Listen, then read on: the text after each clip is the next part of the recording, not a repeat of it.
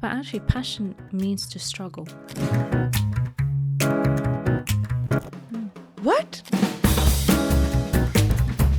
Then when it came to identity, am I black? Am I brown? So I'd come home to a brown family, but the white kids would call me Blackie and all those things. So when I had curly hair, people didn't take me as seriously, right? If it was easy, it would be utopian, wonderful. Will it be wonderful? The reason why people feel lonely is because they don't understand what loneliness is. Getting married is the easy bit. Staying married is the hardest bit. They think it's unconditional, but there is a huge condition. But why do people get married? Hello everyone, welcome to Decoding Quirks. I'm your host Aditi, and today's guest, she's a psychologist with over 2 decades worth of experience and 10 years in Dubai. Her USP is where she uses empathy in her coaching and her psychology sessions, which we are very curious to understand why. Today we're going to be decoding the Desi trends, the good girl culture, curly hair, because she and me both have curly hair, and a little bit more about what are the problems in Dubai. Is loneliness really killing us? So welcome, Tess Pereira. Thank you. Hi, thank you so much for being here. So everybody doesn't know, but we are also Instagram friends. I saw you at an event that empowers women together. Mm-hmm. Women who thrive. Women who thrive here in Dubai. And I don't know, we became friends, or we followed each other from there, and I started seeing your content. And the reason why I was so drawn to it is because it was so soft and empathetic. And that's, I feel, these were the 2 words that came, soft and empathetic. Thank you. And then when I started reading more about you and doing, like, when I got your bio, and I was like, this is your niche. You are an empathetic coach, or you use empathy to lead your psychology, to lead your coaching.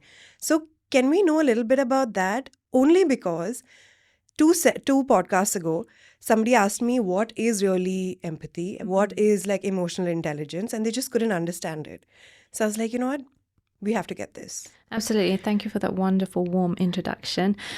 Empathy is very, very close to my heart. So what it means essentially in very, very basic terms is perspective taking. So how we demonstrate empathy is by listening. And what we don't do a lot of is listening. We hear. So hearing is innate. Things are rustling in the background, leaves are moving, and so on and so forth.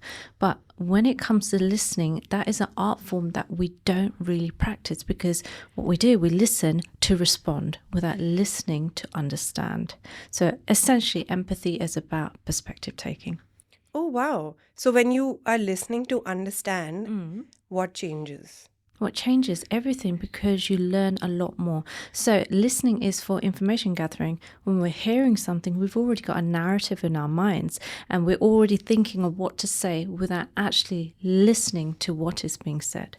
Okay, so it's basically like when you are talking to me, I'm listening to give a response. So it's already come from a bias that I already have created the story in my head. Absolutely. But if I'm actually understanding where you are coming from, the pain you are trying to describe, or what we would say, the excuse that you're making, I'll be able to understand where you're coming from and then feel for you, It's more about leaning in. See, empathy is not necessarily agreeing with somebody. It's more about, okay, this is what you're thinking, this is what you're feeling. How can I pivot towards you so I can help you the best way I can? So while you are being empathetic, because I have heard that story really, like, very often with a lot of people, that, oh my God, I'm just a really empathetic person, so this affects me more. So when you are empathetic, are you more sensitive? So it's not about sensitivity, it's about hyper-awareness, right? So there are different forms of empathy: cognitive empathy, where you're thinking and you think like the other person, and emotional empathy, where you feel for that person. And there's one called compassionate empathy, where you care about that person. So I don't really like to define it by those 3. I just call it empathy, and it encompasses all of it, where you think and understand that person, and through that understanding, you can feel on behalf of that person, and then you can show compassion towards that person. So I think it's really important to define what compassion is. Do you know what that means? No, I mean, so compassion for me would be that I feel like I can feel your pain. I can understand where your pain is. No, I don't want to feel it, but I understand where your pain is coming from, and I want to take care of you. And I think that's a very important distinction. You don't want to feel people's pain. Otherwise, if you did, it would be so terrible for you as a human, right? Yeah. But we'll start with passion. When someone is passionate, people often describe it as a desire, you know, or that kind of, it's a wonderful feeling. I feel so passionate. But actually, passion means to struggle. What? Passion means to struggle. And to be compassionate is to show care about the struggle. What? How? So okay. That's how empathy is divided into three. The compassionate piece. It's when someone is struggling, you're showing care for that struggle. So you might be in a supportive manner, which I believe that I do through my therapy and my psychology and my coaching. I care about what they are struggling with, and I help them devise tools or strategies from point A of pain to point B where they are not in pain. Oh, that's so interesting. I love that explanation. But also, why is passion the struggle? Because you're passionate about something, you want to achieve something? The word has evolved, but if you go back to the Latin word of passion, it means to struggle. So have you heard of the Passion of Christ? Yeah. So it wasn't about desiring and all that lovely stuff. It is about Jesus Christ suffering for the masses, you know? Oh my God, that's so interesting. Isn't it? So compassion is you care about your struggle, about their struggle. Absolutely. And also you must be compassionate towards yourself, right? Because if you don't care about the struggle you're going through, how can you demonstrate empathy to others? I think that's one of the biggest learnings that I have understood through my mental health journey. So for me, I started off as a travel and tourism entrepreneur. I mean, I was working in a travel agency, then I did my entrepreneurship. And then I knew from day one that I needed to go into therapy. I don't know what you want to call it, gut instinct, constantly struggling when I was younger or whatever. Misalignment. Yeah, misalignment, or you know what, in some case, I'll even call it privilege, that I knew. The fact that I knew there was some form of privilege attached to it, and a good kind of privilege. I just knew I needed it. My first paycheck was, that's where it went. It went into therapy. Of course, I didn't find the best therapist, and that was a struggle in itself. Of course, yeah. And then once I started it, I still sometimes say that I don't think I understood that it was working. So when I was from 21 to 24, it wasn't working. I started seeing signs in it, like at between 24 to 26. I started helping myself. I started helping people around me. I started getting curious. I started studying. I started doing the pro bono work. And, you know, that's how it actually became like a passive job to like an active job. Wonderful. And my entire experience with my mental health journey from the beginning always started from showing compassion to yourself, because it's so difficult. Like even before we started rolling this, I was telling you that when I look back at my own childhood pictures, sometimes I still see that dark kid, and I don't understand why. Sometimes I'm still in that old, you know, you go back to that old narrative, right? So dark as in complexion dark? Yes. What you're talking. Yeah, because, you know, an Indian origin, and like my dad is fairer, my mom is not that fair, but she's not that dark. My sister got all the fairness and I got like all the darkness, right? And I'm just like, I felt really weird because back in India, so I grew up half in Dubai and half in India. So back in India, it used to be so difficult because people would, you know, call you Kali, people will judge you, and automatically the fair person or the fair child is given a little bit more importance. And automatically they are beautiful. Absolutely, and it affects your self-esteem. Although I didn't grow up in India, my heritage is South Indian, and South Indians are of a darker hue.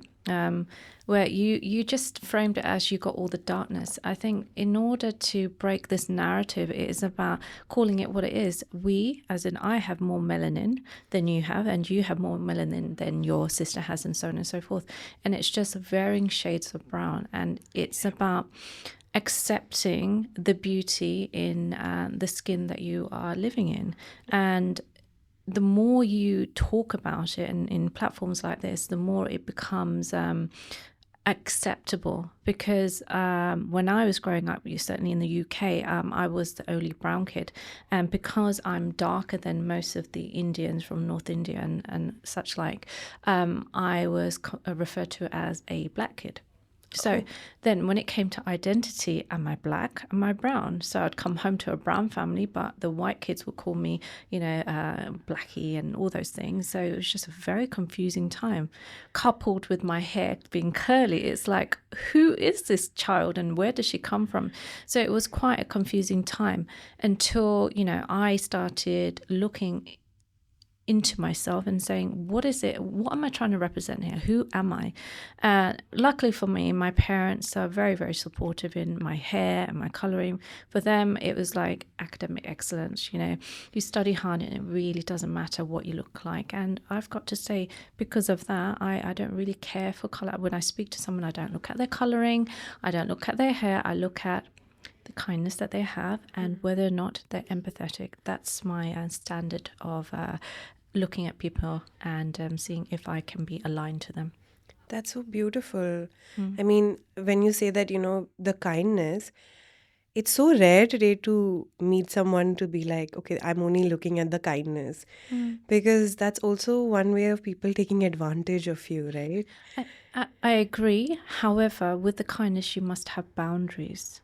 Yeah. If you don't have this boundary around you, then people can take advantage, because a lot of people think kindness is a weakness, and they may infiltrate in a way and make you feel like you're less worthy because you give a lot. But I think it's through service that you can heal. Yeah. Like the more you give, the more you get in how you feel within yourself. And for me, in my job, the more I help people, the more they help me to grow and to heal myself. So I think it's a wonderful way. Yeah, because I also say the same thing, that I'm also doing this whole therapy angle, the whole coaching angle. I'm not doing it as a selfless act. There is something within me that's healing every time a client is healing. So that feels really great as well. Yeah. And I would rather choose this route versus the self-destructive one. Absolutely. And I think when you make a positive impact on someone and you really empathize with someone, what happens is you learn so much about yourself, and then you learn so much for the next client. So the evolution gets incredibly bigger, and you just I remember when I first started my therapeutic journey with my clients to how I am now, it's like night and day. But you don't realize that you're growing until you take time to reflect. And I think that's really important in the space that we're in, that we take a moment to pat ourselves on the back and say, we've done well, right? Yeah. And if we don't advocate for ourselves, how can we expect our clients to? Yeah. And why should we expect them to if we can't do it ourselves? Indeed, yeah. And that's the same thing when I think of the way I started. Even my first few sessions, I do it so differently now. It's literally night and day, as you said it. And there was a time, though, I want to say 2-3 years ago, there was this time where I actually thought of the same moment that, oh, I could have changed so many things in my first session. Like, I kind of looked at it as a sad thing. But now I have realized that if I didn't have this journey, I wouldn't even know.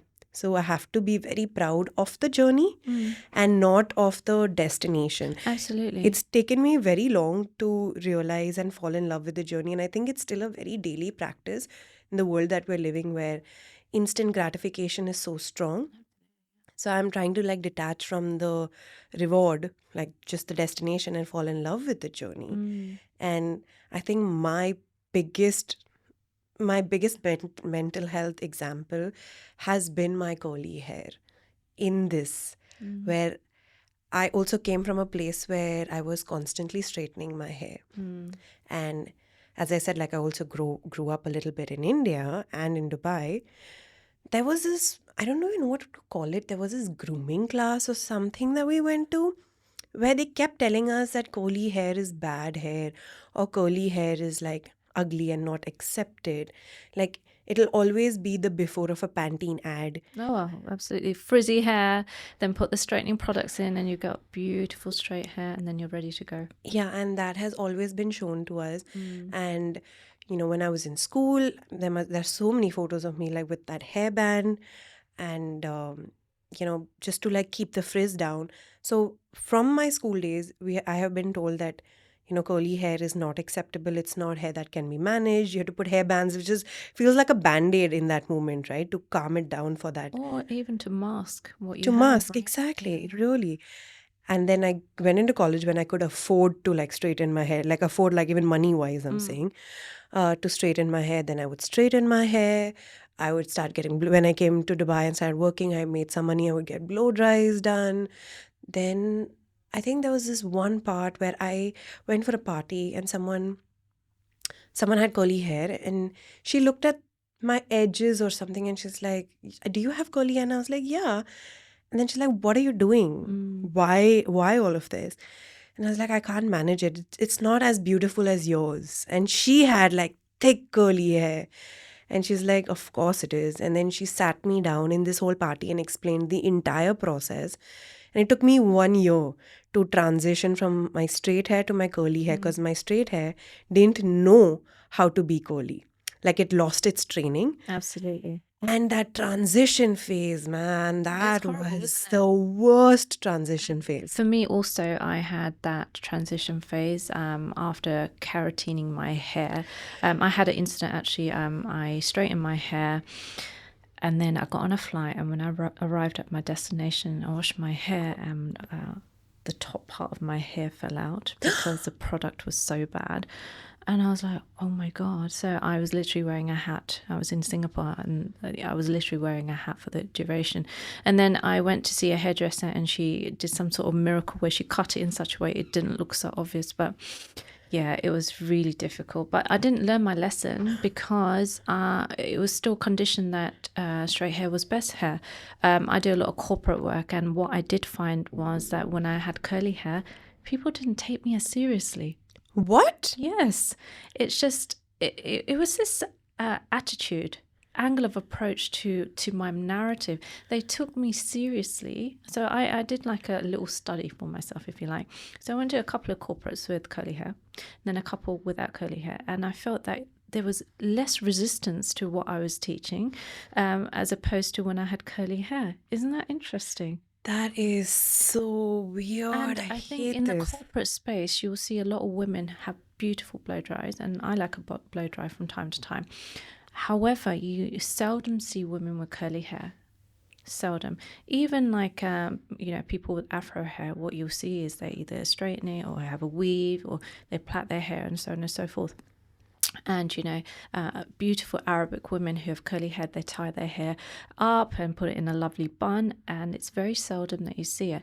But now people are embracing the curly hair era, which I am doing, which you are doing, and curly is beautiful. Curly is so beautiful. And thank you for saying that corporate thing. I had no idea. I mean, as I said, I left my corporate life a while back, and that time I had straight hair, so I never really got this chance. But Absolutely. that's insane. But I do see people now, like even when I go to the parlor today, if I go, they will ask me, if I go for a hair wash, the first thing they'll say is like, let me blow dry it. And I'm like, no, I want to do my curly routine afterwards, which a lot of people don't know how to do. So I kind of just do it myself because it just saves time.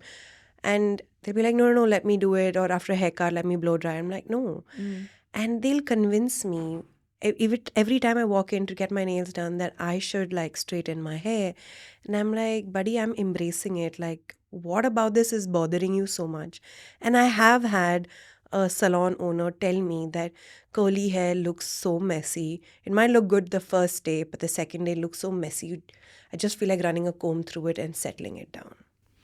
Well, I think you and I are not conformists, and that's to be celebrated. So whoever's watching this, and if they have curly hair, and if you're a little girl with curly hair, embrace it, and Yes. enjoy it, and enjoy the skin that you're in. Yeah, exactly. So my biggest learning has come from embracing my curly hair. And the reason why is that transition phase, right? That 1 year of it not being curly but not being straight, and it just felt like I want to go back to my straight hair because it was easier. So why I say mental health, because it felt like when I'm making change, I'm not reaching the destination yet. I could go back to my old pattern. Yeah. So it's like, okay, I just can straighten it. It'll solve all my problems rather than it being this limp and wavy. Sometimes I think the curly hair transition is a great reminder that sometimes we have to sit in the uncomfortableness to really understand ourselves, number one, and number two, to really appreciate our journey and why we are where we are. Right? If it was easy, everybody would be doing it, Exactly. and nobody be in therapy, and everything would be utopian. Wonderful. Would it be wonderful? And then it would be same and boring. So I think a little bit of struggle, passion, if you like, is really, really important to make us aware of what we like, what we don't like, and for us to draw boundaries. And also very important to determine who are our people. Yeah. Right? Because it's in our struggle that we can have fair weather friends and foul weather friends, by which I mean people who are there for the good times and people who are there for the bad times. So if you've got a person or people who are there for good and bad times, those are your people. Absolutely. You couldn't have said it better. And that's exactly what I've realized. In all my struggles and in all my journeys, this is exactly what has come out. How I treated myself, how I kept my boundaries, decided my boundaries, how I felt towards cities, how I felt towards jobs, how I felt towards friends. It was all decided during my passion and struggle time. And these are the people who have actually then showed up for, like, these are the people I will want to celebrate my good times with. And now I am more aware about this as well. I'm very okay now, even being alone on some days. And like, I will never say that it's a low anymore. And even if it's a low, I want to feel it because, as you said, it's otherwise it gets so mundane. If you don't feel the low, you won't feel the high. Absolutely. And I think it's really important to be in your own company because when we have too much noise, then we don't really deal with the things that we need to deal with. And as humans, what we tend to do is run from position A to position B as fast as you can. But when you do that, what happens is you're missing out on so many things because you're not being present and you're not being mindful. And I think the art of being in your own company and not being lonely, but actually enjoying your company is a great reminder to love yourself and to be proud of where you have come from and the onward journey that you're going towards. And the point of loneliness is that 52% of the whole of the world are lonely. Really? And yeah. That's over 4 billion people are lonely. I am not surprised because I was literally going to come to this part of the segment is that you and me both practice in Dubai. And the number one issue in Dubai right now for our clients that come to us is loneliness. Absolutely. If you ask anyone in this business, the first three things that they'll say is loneliness. And it's, even though Dubai is getting so busy, there are so many things to do. And there weren't these many things back in the day, huh? Like, there are so many things to do. There are so many people that are coming in now, so many activities, so many communities. Still, loneliness is a very big thing. I think the reason why people feel lonely is because they don't understand what loneliness is. So you've referenced there's so many things to do in Dubai, especially in the 10 years I've been here. There's so many lovely restaurants and great food to be had and activities and so on and so forth. But that doesn't take away the loneliness, because loneliness, the definition of loneliness is, the lack of connection. So if you have a room full of people and you're not connected to those people, then you're going to be in a room full of people and feel lonely and isolated and feeling like you don't belong. Yeah. So this is where empathy comes back into it. When we take perspective, when we ask questions, what tends to happen is it tends to connect us. Oh yeah, absolutely. That makes sense. The reason people don't do it is judgment, right? But did you know there is an antidote to judgment? Really? What is that? Curiosity. Okay. So let's imagine somebody, you spoke about patchy skin when you were younger, right? Yeah. And then you felt that people were judging you. So imagine if one of your aunties said to you, sweetheart, why have you got patchy skin, as opposed to, ugh, you've been in the sun. That's a judgment, right? Or, auntie, I was in the sun and, the sunscreen wasn't very good. What would happen to this auntie is that her judgment would be parked, right? And she'd get so much more information, and then she can literally lean into you and go, okay, so this is the sunscreen that we're going to get. And she will go into the compassionate piece and help you. Yeah. Compassionate empathy. Wow, that's so beautiful. So the antidote to judgment is curiosity. Curiosity is asking questions from a position of wanting to know and being intentional. So I feel like I do that while I'm in my sessions with my client. Absolutely. Right? It's coming from a place of, so why did we do this? Why did you do that? What were you feeling? So I'm just like trying to fill the gaps of the story. So it comes from that intention of curiosity. And I think it's really important not to be an interrogator. Yeah. So, the police, what they do is interrogate because they want to prove you wrong or prove you right, or for the crime that you may or may not have done, right? So their tonality is different. Why did you do that? Where were you? And so on and so forth. Whereas I believe in the way that we practice, you open this session saying that softness, right? And that is why your pitch and tone is so important. Yeah. I speak like this because it's intentional, because through the softness, through the kindness, through the empathy, people lean in. Now imagine if I was like, with the attitude and so on and so forth, people would be like, oh no, I don't feel comfortable. She is not my safe space. And if she's not providing emotional safety, how can I truly be vulnerable? That's so true. That's so true. And like that clearly answered our softness question.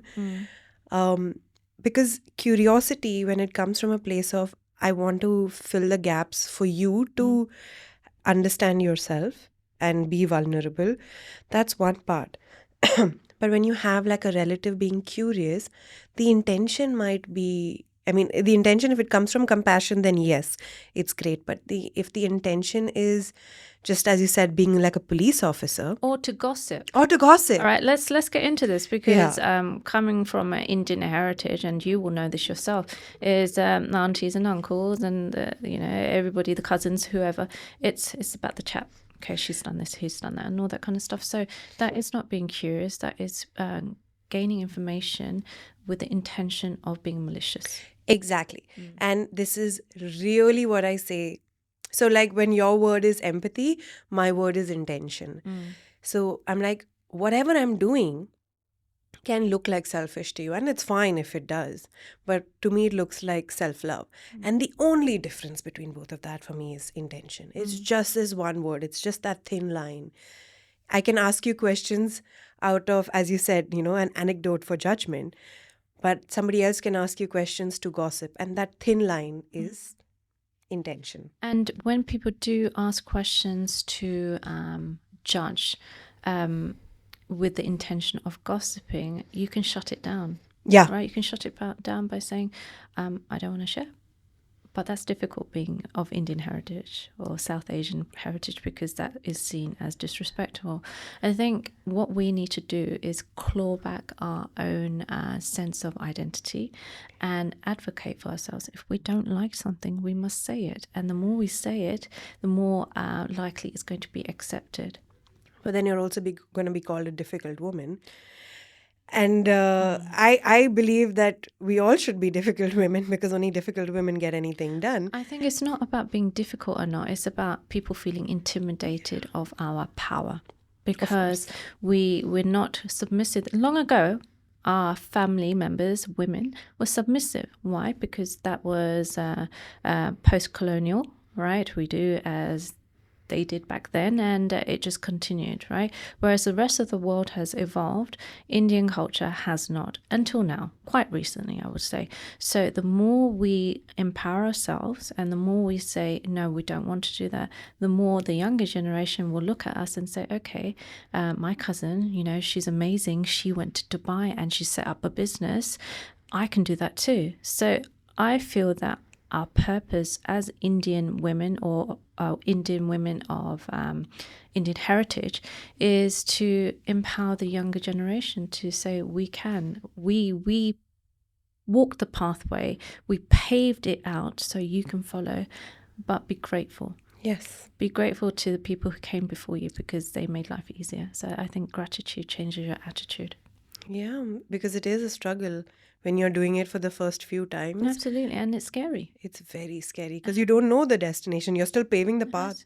And that can be lonely. That can be lonely. And I would describe that loneliness to be when you're an outlier, when you're different from everybody else. Yeah. And when you're an outlier, everybody else is getting on with things and everyone is happy. But are they just following everybody around?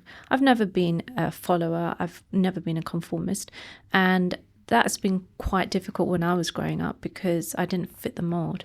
But as an adult now, I love being an outlier, because I can see things that people cannot. That's a superpower. Absolutely. And I think when we can see things outside of the box, that's when magic happens. That's when you can be a solopreneur. That's when you can make excellent business propositions, because you don't think like everybody else. Yeah. And your eyes are seeing something that people want change, but they don't want to make the change. They just want to follow through. Absolutely. Like they say, right? You can control the herd. Everybody wants that herd mentality, because then you can get controlled. And we don't want to be controlled right now. We want to think outside the box, because we've just gotten life back right now. Like I can do so much with this. And of course, gratitude is one big thing. You need to be grateful for this experience. And I think we are grateful for the women before us to have given us these opportunities, to have been on TV, to have been speaking about really big issues, so that now we can be doing this here. And, you know, like the one biggest problem that I also see in the Desi culture is that when you said earlier, we would talk back and set boundaries for ourselves. People don't like that because they call it disrespect. The other big problem that I see is the good girl syndrome as well. Yeah. You know, everybody wants their girl to be the good girl. Every girl wants to be known as the good girl, because that's where you're rewarded by love at the end of Conditional love. Conditional love, yes, exactly.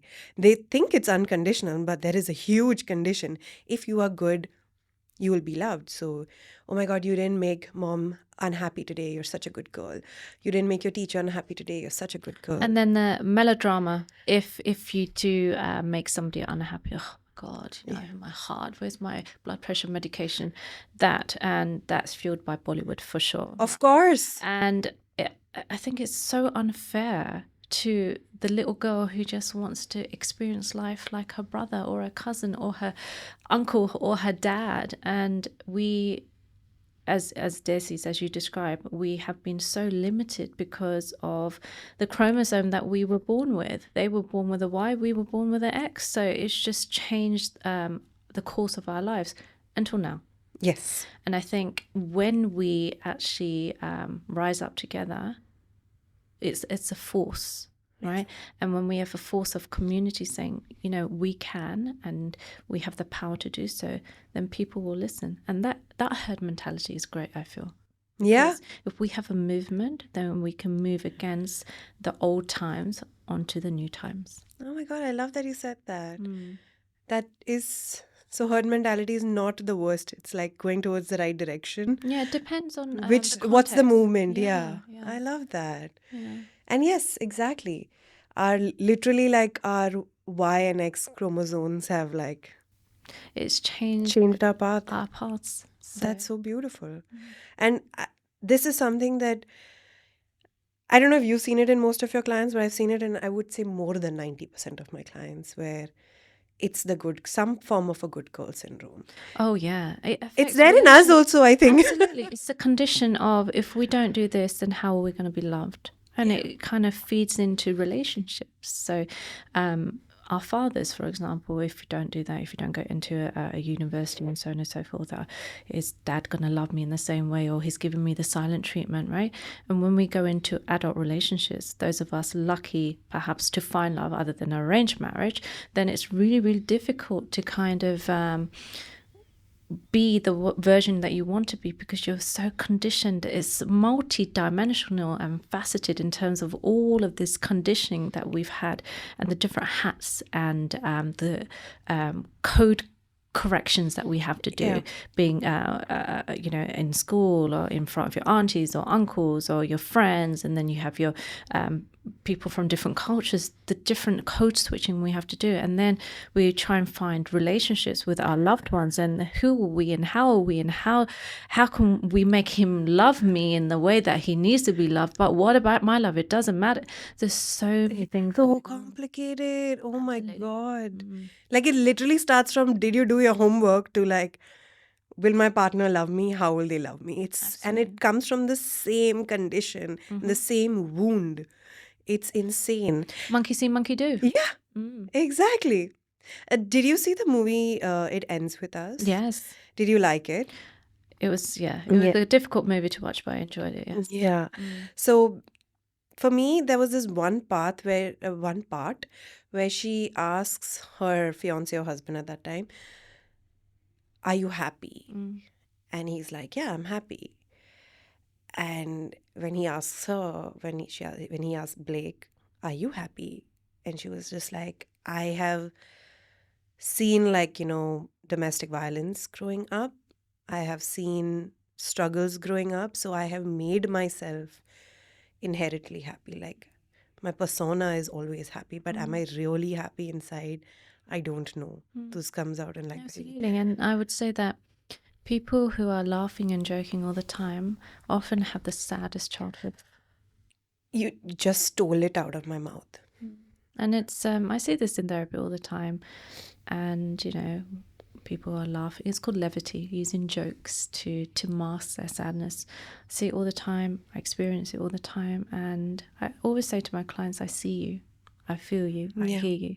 You don't have to be that joker, just be you. And I wish more people were like that, to be able to receive people in their natural state, not in the enhanced laughy state, you know? It would just be it would make life so much easier for everyone. It really would. It really would. And there are so many times in a session with a client where they've cracked a joke, where they've said something and they laugh. Like, you're talking about something as serious as sexual assault, but there's a smile on your face. And I'm like, who is that smile for? Why are you... We're talking about sexual assault. We're talking about your dog passing away. Why are you smiling? What's making you smile? And then you actually, like, then when I bring it up and they obviously remove the smile, then the real emotions come out. Then the tears come out. Then the feelings come out. Then the words come out. Absolutely. And, you know, it's socially unacceptable for Indians or people of Indian descent to show their emotions. There's so much stoicism, just keep it in, suck it up, and so on and so forth. How many times perhaps have you had clients where there has been domestic abuse from the dad to the mum, right? And the child has been watching, and the mum just goes into the kitchen, makes rotis, and she's wiping her tears with her sari, and she's just rolling, right? Because that's what they do. And what does the child see? The child sees, okay, we just have to suck it up and carry on. Yeah, it's either like I am going to do exactly this, or I'm going to be on the extreme and not do this and like hate men and hate marriage and hate relationships and be hyper independent. Absolutely. So it's one of the two. It goes in both extremes and both are unhealthy. Absolutely.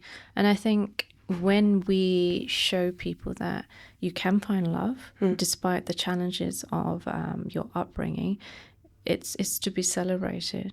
So I'm always advocating for my couples. Sometimes my couples come to see me not because they've got any issues, it's just they want to strengthen their relationship. And that's such a wonderful position to be in. I do that. Yeah. When I went into therapy with my partner, it was not for... Like I felt like I kept having to say this like twice in the form, like in the session, in the discovery call. Then even she was like, just relax, chill. Like, I get it. Yeah. But that was the reason. I was like, there is no reason. Yes, like, I hope you understand that. You just need to enhance what you have and to make sure, iron out any kinks and so on and so forth. But when, I do marriage counselling and there are lots of issues, it's often because they didn't address the things when they were courting or dating because, love is amazing and so on and so on. There is such a thing as a honeymoon period. It's actually 18 months. So when you meet somebody for the first 18 months, it's amazing. So within that 18 months, typically what happens is a proposal. If we're talking about the Western dating perspective, and then what happens? The woman's, oh my God, he proposed. I need to go and arrange a marriage and all that kind of stuff, the wedding venue, all that lovely stuff. And then she's in the middle of that. He's kind of going, yes, love, I like this. This is great. And then the real relationship begins. And getting married is the easy bit. Staying married is the hardest bit, because to stay married, that means that there's a lot of collaborative work that needs to be done. However, if you are not aligned from the get-go, this becomes problematic within the relationship, within the marriage. Yeah. And alignment is that you talk about your goals, you talk about your wishes, your wants, your negotiables, your non-negotiables. You can't let that be on faith. And people literally come to me and say that, but he loves me. That's our conditioning, isn't it?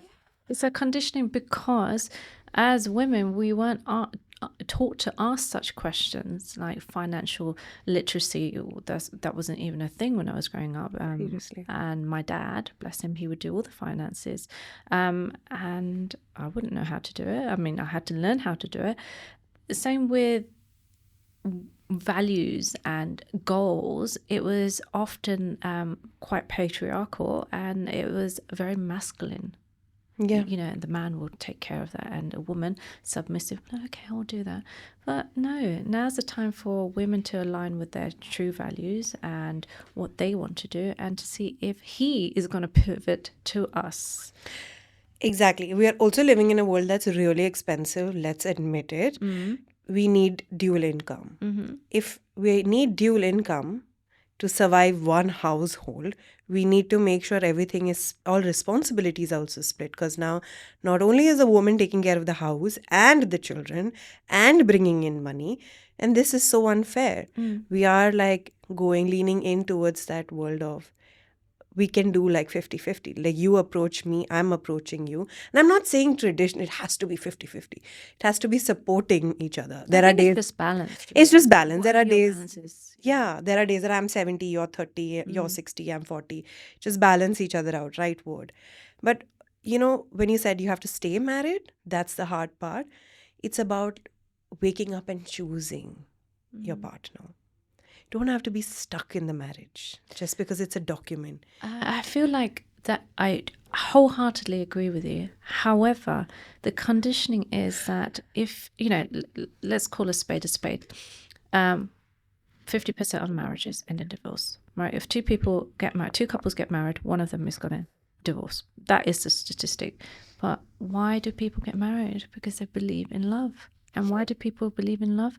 Because they want that connection with their special person.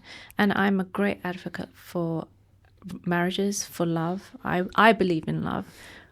But in order to, sometimes love is not enough. So let's have love and let's align. Let's talk about goals. Let's talk about ambitions. And I'm in my 40s now, and I feel what people should be looking towards is not growing old with someone, it's growing young with someone, by which I mean having a joke, being silly, and you know tickling each other and chasing each other around the room, and kiss chase and all of that kind of stuff, because it's through our youth that we stay young and our mind stays active. Now if we become old and act old, and then our body keeps score and our body reacts accordingly.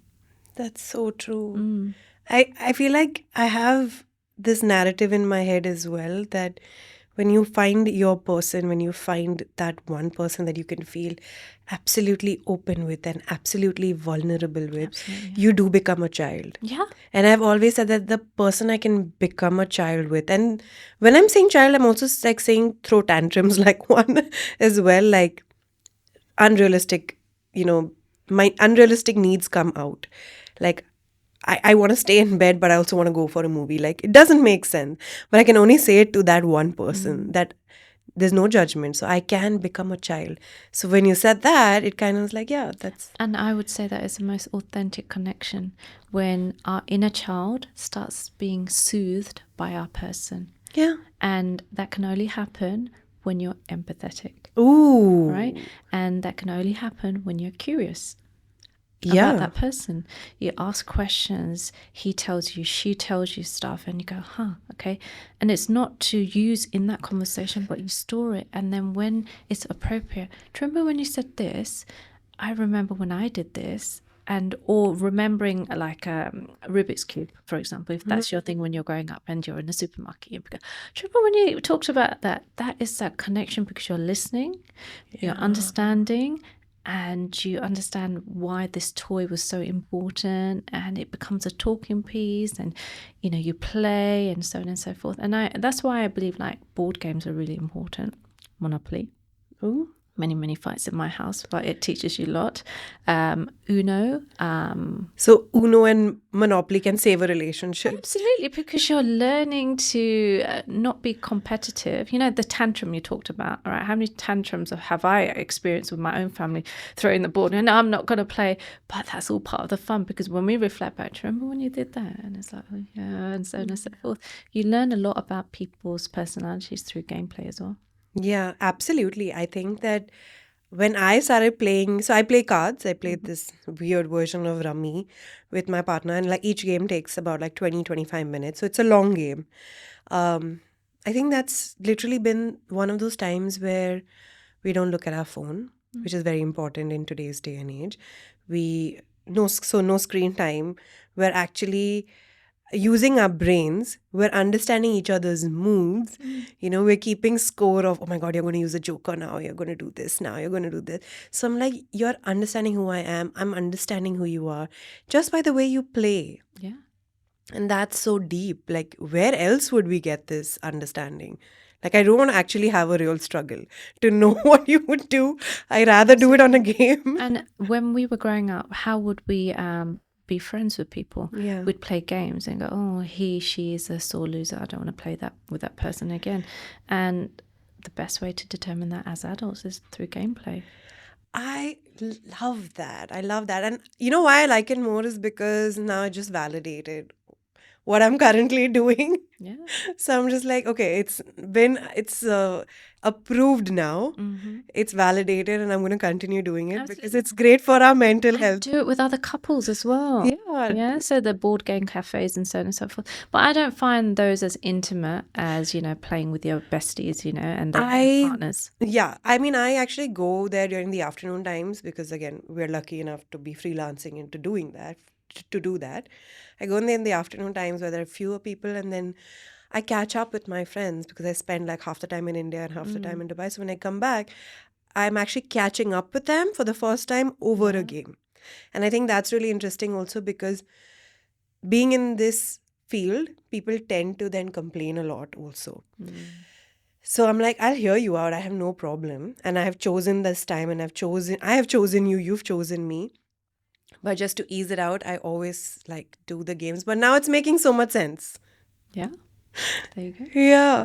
Okay. So, you know what? I actually had like 4 more questions, especially like Dubai related. But we are running out of time. Yep. We can do this again if you are open to coming back. 100%, yeah. Yeah. Did you have fun? Yes, absolutely. Okay, fine. You're a vibe. Thank you. That's what I tell people. And I mean, I want the fact that you said it. It's great because usually I'm telling people that I'm a vibe. So if you, I'm affirming you. yes, thank you again. You're very welcome. Okay, so we are going to get you back and we're going to be talking more like Dubai stuff. I wanted to talk more Dubai stuff with you, but we ended up being like very desi and I love that, you know. So the next one is going to be a little bit more like Dubai podcast. Absolutely. Okay. But yeah, thank you for coming. Thank you for like your time. Thank you for sharing your knowledge and we're going to have you back. Can you tell them where they can follow you? Yeah, absolutely. So it will be at Tess Pereira, psychologist coach on Instagram, and I'm on LinkedIn and all the other socials as well. So follow me. Yeah, not in real life. But No, please, no. okay, thank you so much. Please like, follow, subscribe, and we are going to have Tess back again. Thank you for having me. Thank you. Thank you. All right.